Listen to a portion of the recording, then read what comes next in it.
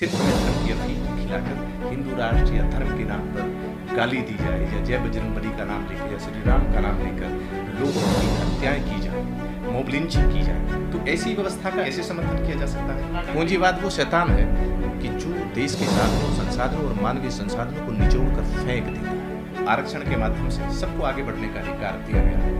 तो हिंदू राष्ट्र क्या चाहिए? जिस धर्म में वर्ण, वर्ण में जाति और जाति में भी ऊंच नीच और छूत अछूत की वर्ग विभाजन के आधार पर कर्म से हीन और धर्म से दीन बनाया गया, ऐसे व्यवस्था को अगर हिंदू राष्ट्र कहा जाए तो ये एक गाली है।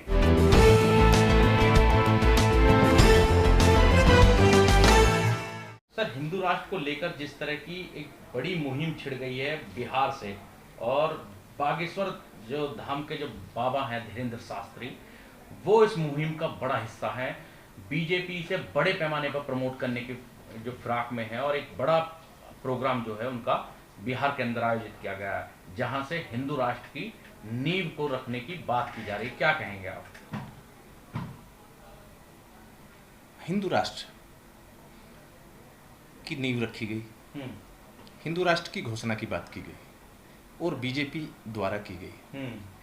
तो जहाँ खालिस्तान के समर्थ की कोई बात करता या किसी और क्षेत्रवाद की कोई बात करता, देश का नाम परिवर्तन की बात करता, उन्हें राष्ट्रद्रोही, देशद्रोही कहकर उन पर मुकदमे दर्ज किए जाते। तो हिंदू राष्ट्र क्या है? हिंदू है क्या? जब भारत है और भारत एक धर्मनिरपेक्ष राष्ट्र है जिसमें सबके, देश के आम आदमी के शासनिक प्रशासनिक सेवाओं में संवैधानिक पदों पर संवैधानिक अधिकार सुनिश्चित किए गए हैं, शिक्षा, चिकित्सा और स्वास्थ्य, पद प्रतिनिधित्व और रोजगार का जो आरक्षण के माध्यम से सबको आगे बढ़ने का अधिकार दिया गया है, तो हिंदू राष्ट्र क्या चीज़ है? हिंदू क्या चीज़ है? हिंदू कोई धर्म नहीं है, तो हिंदू राष्ट्र किस नाम पे आया? तो सर, क्या प्रयोग करने की कोशिश की जा रही है हिंदू राष्ट्र के नाम पर? जहां सरकार आज साम्राज्यवादी जो पूंजीवादी शक्तियां हैं वो देश के साधनों और संसाधनों पर, आर्थिक संसाधनों पर, मानवीय संसाधनों पर निजीकरण के नाम पर उन्हें अपना गुलाम बनाना चाहती है। देश के पूंजीगत संसाधनों को हड़पना चाहती है निजीकरण के नाम पर।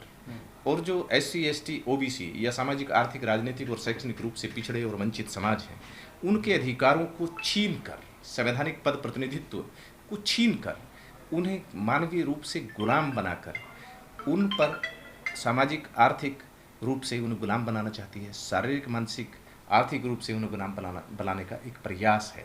जहाँ पहले होता था हिंदू का मतलब जो कहते थे एक गाली कहते थे, अर्थात जो कर्म से हीन और जिन्हें धर्म में दीन बनाया गया हो, जिस धर्म में वर्ण, वर्ण में जाति और जाति में भी ऊंच नीच और छूत अछूत की वर्ग विभाजन के आधार पर उनको कर्म से हीन और धर्म से दीन बनाया गया हो, ऐसे व्यवस्था को अगर हिंदू राष्ट्र कहा जाए तो ये एक गाली है। और ऐसी गाली का ऐसे स्थान पर रहने एक अभिशाप है। इसका कोई भी भारतवासी जो संविधान प्रेमी है, जो मानवतावादी है, विरोध करेगा, कभी समर्थन नहीं करेगा। हम भी ऐसे राष्ट्र का, ऐसी व्यवस्था का कभी समर्थन नहीं करेंगे। बागेश्वर धाम वाला है क्या? उसको प्रमोट बीजेपी के आदमी कर रहे हैं, तो क्यों कर रहे हैं? जहां जाति व्यवस्था को समरसता के नाम पर पोषण किया जाता हो तो उनसे और उम्मीद की जा सकती है।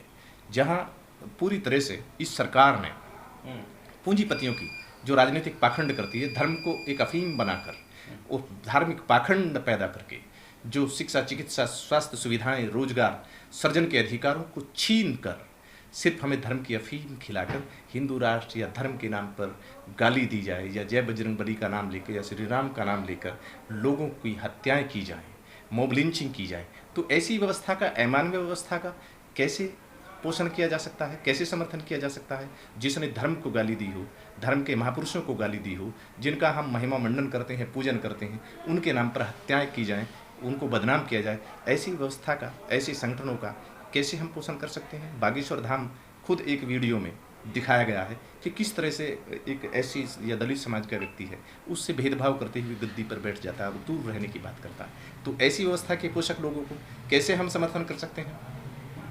समरसता के नाम पर जातिवाद को स्थायी बनाने की बात करते हैं, तो उस जातिवाद को कैसे हम समर्थन कर सकते हैं जहाँ की संविधान में कहा गया है कि जाति, धर्म, मूल वंश, लिंग भेद और क्षेत्रवाद के आधार पर जो विभेद करेगा वो असंवैधानिक है, संविधान द्रोह है, और संविधान द्रोह है तो वो राष्ट्रद्रोह है।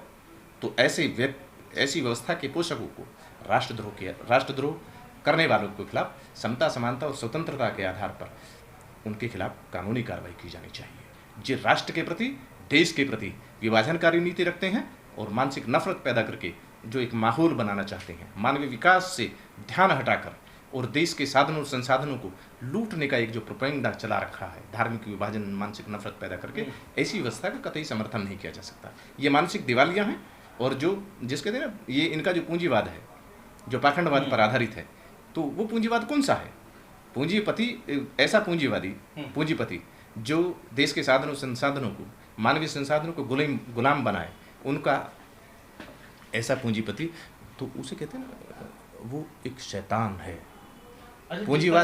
पूंजीवाद वो शैतान है कि जो देश के साधनों, संसाधनों और मानवीय संसाधनों को निचोड़ कर फेंक देता है।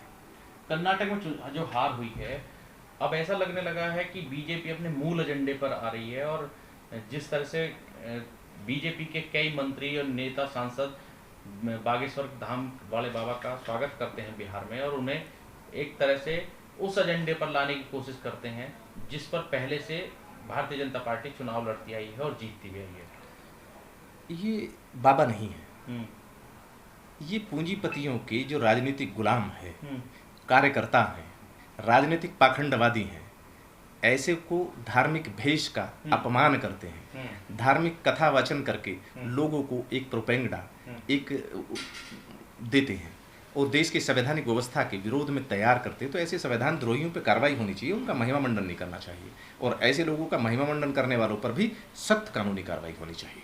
तो आप कह रहे हैं कि जो लोग इनका स्वागत कर रहे थे बिहार में, चाहे वो मनोज तिवारी हो, ठीक है, और एक बिहार के सांसद हैं, और दो नेता और हैं जो बिहार के बड़े नेता, कद्दावर नेता, वो भी उनका स्वागत कर रहे थे मंच पर, तो उनके खिलाफ भी कार्रवाई होनी चाहिए। India that is Bharat, Bharat की संसद के जो सदस्य हैं, जो भारतीय संविधान की शपथ लेते हैं और उस शपथ के विरुद्ध कार्य करते हैं, वो देशद्रोही हैं, वो राष्ट्रद्रोही हैं। जब भारत है और भारत के विरुद्ध कार्य करना, भारत की एकता और अखंडता के विरुद्ध कार्य करना, आपसी भाईचारे को कमजोर करना, मानसिक नफरत पैदा करने वाला कोई भी व्यक्ति, चाहे वो किसी भी पद पर हो, उसका समर्थन नहीं किया जा सकता।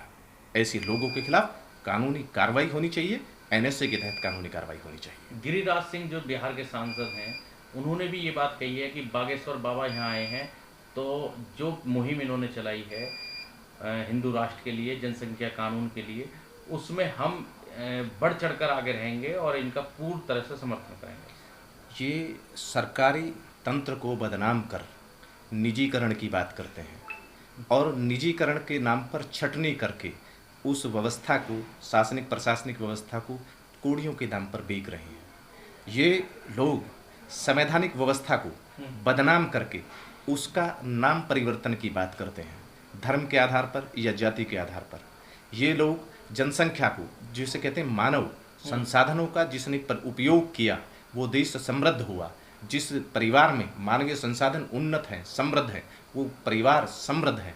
तो ये लोग परिवारों को खत्म कर परिवारवाद की बात करते हैं। परिवारवाद की बात कह के उसको करनी चाहिए जिसने परिवारों को समृद्ध होने की बात की हो, शिक्षा, चिकित्सा, स्वास्थ्य सुविधाएं, रोजगार देकर आम आदमी के उत्थान की बात की गई हो। तो ये ना तो जनसंख्या की कल्याण की बात करते हैं, ना ही जनसंख्या नियंत्रण की बात करते हैं, ना ही मानवीय संसाधनों को शिक्षा, चिकित्सा, स्वास्थ्य सुविधाएं या रोजगार देकर देश में खुशहाली की बात करते हैं। केवल मानसिक नफरत और जन्म जाति के आधार पर क्षेत्रवाद की एक मानसिक दूषित जो थ्योरी है उसके बात करते हैं। कभी इन्होंने शिक्षा, चिकित्सा, स्वास्थ्य सुविधाएं या मानवीय संसाधनों को विकसित करने की बात क्यों नहीं की? रोजगार सृजन की बात क्यों नहीं की? सिर्फ पूंजीगत साधनों पर एक चंद पूंजीपतियों का एकाधिकार करने की बात करते हैं ये इनको बाबा इनका पास में कोई भी आने के लिए तैयार नहीं है अगर ये धर्म की बात ना करें, धर्म की अफीम की बात ना करें। इन राजनीतिक कार्यकर्ताओं को अब बाबा कहकर ये उनका महिमा मंडन करके अपने आप को उस भीड़ का हिस्सा बनाते हैं और उन्हें लाके धर्म के नाम पर अधर्म करते हैं, धार्मिक दुष्प्रचार करते हैं, जिससे लोगों का, देशवासियों का मोहभंग होने लगा है। श्री राम आज के नहीं थे, परंतु ये आज ऐसे लगता है कि ये राम को लाए हैं, आज लाए हैं। तो इससे बड़ी देश के ऊपर मतलब रामचंद्र जी के अपमान, जिनको महापुरुष के नाम पर पूजा जाते हैं, उनको ये उनके नाम पर राजनीति करके ये कहना कि हम राम को लाए हैं या जो राम को लाए हैं उनको हम लाएंगे, तो ये तो देश तो के ये तो ऊपर, कहते हैं ये तो इनके देश के सांसद ऊपर हैं गोरखपुर से जो भोजपुरी एक्टर भी हैं, उन्होंने तो साफ तौर पे कहा है कि 2014 के बाद जो है भारत में बहुत सी चीजें हुई हैं और ये हवा जो मिल रही है, शुद्ध हवा, ये भी मोदी की वजह से मिल रही है। तमाम चीजें उन्होंने कही अपने देश में एक सामाजिक और राष्ट्र में एक दूषित प्रदूषित हवा यही फैल रही है कि जो राम को लाने की बात करते हैं वो ये लेके आए हैं, या रामचंद्र जी इससे पहले नहीं थे, या संविधान के जो संवैधानिक पद के बैठे हुए संवैधानिक व्यवस्था को सुनिश्चित करने वाले माननीय सुप्रीम कोर्ट का आदेश क्या बीजेपी का लिखा हुआ आदेश था? ये देश पर, देश की संवैधानिक व्यवस्था पर एक कलंकित व्यवस्था या उसे कैप्चर करने की व्यवस्था पर सहमति है, तो इन पर कानूनी कार्रवाई होनी चाहिए। इस वीडियो में कही गई सभी बातें वक्ता की अपनी राय है, जिसकी पुष्टि हम या हमारा चैनल नेशन टाइम नहीं करता।